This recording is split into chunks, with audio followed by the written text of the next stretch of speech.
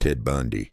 He spent the final days of his life doing the one thing he had always refused to do, talk. Sitting in a cell at Florida State Prison in January 1989, Bundy gave investigators what they had been trying to get for years: confessions. More than 30 of them, delivered with the kind of clinical detail that left seasoned detectives unsettled. He wasn't showing remorse. He was negotiating, trading information for time, hoping each new name might buy him another day. It didn't work. On January 24th, 1989, at 7:06 in the morning, Bundy was strapped into the electric chair. Electrodes were fixed to his leg and scalp. His final words were quiet, a request to pass his love to his family and friends. Then 2,000 volts moved through his body. He was pronounced dead at 7:16 a.m., 42 years old. Outside the prison walls, a crowd of roughly 2,000 people had gathered through the night. When the announcement came, they cheered Jeffrey Dahmer.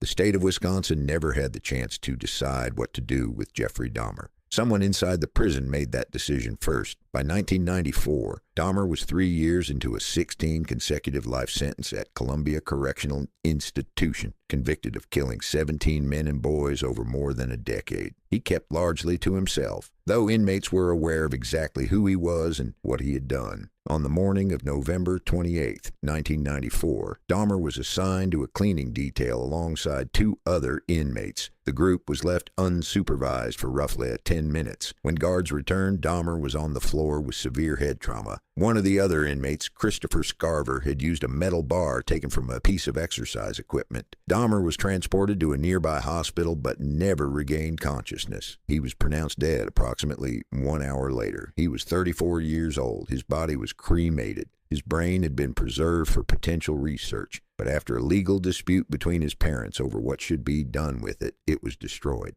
John Wayne Gacy. Gacy spent his final hours eating. For his last meal, he ordered a bucket of fried chicken, French fries, fried shrimp, and strawberries, and a Diet Coke. Not regular, diet.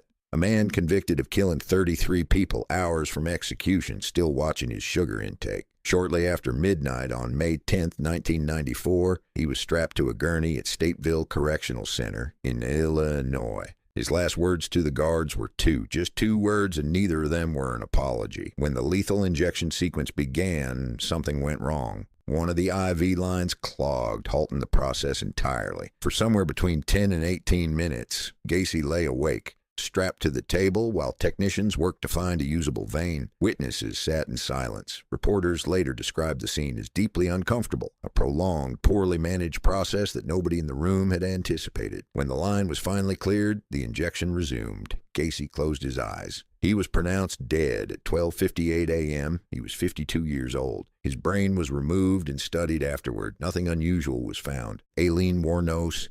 Most people on death row spend years fighting to stay alive. Wuornos spent her final years demanding the opposite. After more than a decade on death row in Florida for killing 7 men between 1989 and 1990, she had reached a point where she was done waiting. She fired her legal team, wrote letters to the court insisting she was competent and ready, and told journalists openly that she wanted it over. In her last days, she refused a final meal. She asked only for a cup of coffee. On the morning of October 9, 2002, she walked into the execution chamber without being prompted. When offered a chance to speak, she did a strange, rambling statement about spaceships and Jesus and Independence Day that left the room in confused silence. At 9:47 a.m., the lethal injection began. Her breathing slowed within minutes. She was pronounced dead at 9:53 a.m. 46 years old. Whatever she believed was waiting for her on the other side, she went toward it, willingly.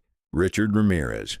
Richard Ramirez never faced the execution California's courts had ordered. He was sentenced to death in 1989 for 13 murders committed across the state during the mid-1980s. But the American appeals process is long, and Ramirez was in no hurry. He spent those years on death row at San Quentin, corresponding with admirers, marrying a journalist who had written to him, and apparently unbothered by the wait. Then around 2013, his body began to fail. He had been living with B-cell lymphoma for some time, and the disease had spread to his liver, compounded by chronic hepatitis C and the long-term damage of years of substance abuse. His organs began shutting down one by one. Those who saw him in his final weeks described someone who looked far older than 53, jaundiced, gaunt, barely recognizable as the man whose face had once dominated front pages. On June 7, 2013, he died of liver failure in a hospital ward connected to the prison. No family came to claim the body. Andrei Chikatilo. In Russia, the condemned are not told when their execution will take place. That was the system Chikatilo faced after being convicted of 52 murders committed between 1978 and 1990. Crimes that had made him one of the most hunted criminals in Soviet history. After sentencing, he was held in solitary confinement at a prison in Novocherkassk, quiet and largely withdrawn. On the morning of February 14, 1994, guards came for him without explanation. He was taken from his cell, led to a small soundproof room, and ordered to kneel. A single gunshot was fired to the back of his head. The entire process took seconds. No advance notice, no witnesses beyond the officials present, no ceremony. He was 57 years old, his body was buried in an unmarked grave, and the location was kept from the public. The state had decided that even in death, Chikatilo would not be given a fixed address. Harold Shipman. Shipman had spent decades as a well-regarded family doctor in Manchester, England, trusted, professional, and entirely above suspicion.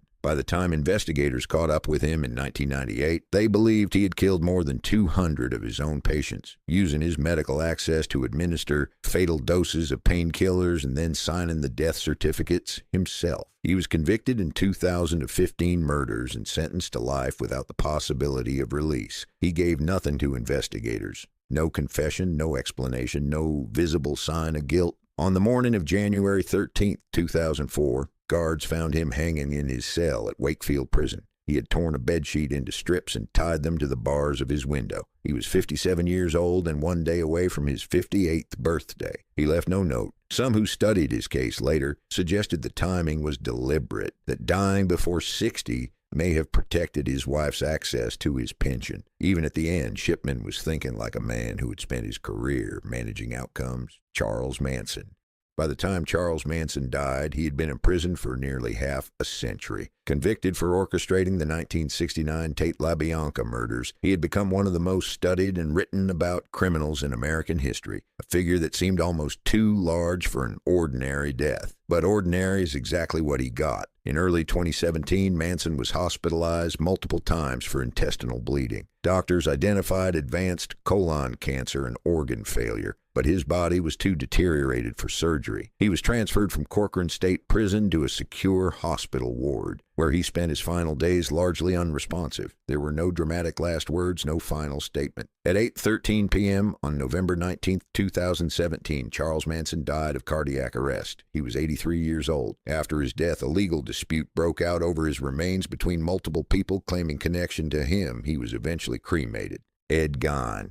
Ed Gein was never tried for murder in the conventional sense. Declared legally insane, he was committed to a secure psychiatric facility rather than a prison. First the Central State Hospital for the criminally insane, and later the Mendota Mental Health Institute. He spent the rest of his life there, quiet and polite by most accounts, existing in an institution while the culture around him turned his crimes into mythology. In the summer of 1984, Gein was admitted to St. Mary's Hospital after developing respiratory problems and losing significant weight. A diagnosis of lung cancer came quickly, and the disease had already spread. For several weeks, he drifted, sedated, intermittently conscious, nurses noting that he answered questions in short whispers when spoken to. He died on July 26, 1984, from respiratory failure. He was 77 years old. He was buried in Plainfield Cemetery in the same ground as his mother, whose grave he had once obsessively tended. His headstone was stolen and vandalized so many times over the years that it was eventually removed entirely and never replaced. If you made it this far,